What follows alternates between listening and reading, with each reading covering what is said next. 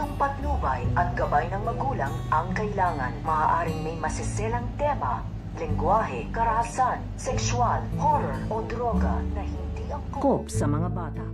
Ang paghahanap nito nga ni Ramon dito nga kay David, dahil ito nga si Ramon ay nadinig nga na dito ang sinabi nito nga ni Severino bago nga tuluyan itong masawi, dahil nabanggit nga na dito ang pangalan nito nga ni David. Kaya nga ito nga si Olga ay kabado na nga dito dahil nadinig nga nito nga daw ni Ramon ito nga daw pangalan na David, at ipapahanap na nga nito nga ni Ramon ito nga daw si David, dahil ito nga daw si David ang pumaslang dito nga daw sa kanyang matalik na kaibigan at tapat na tauhan na ito nga si Severino. Kaya nga ito nga si Ramon ay ipapahanap na nga dito ito nga si David. So makakabangan nga natin dito kung matutok na saan nga ba nito nga ni Ramon na ito nga ang kanyang hinahanap na tao na ito nga si David ay ito nga rin yung kanyang nagpapanggap na anak.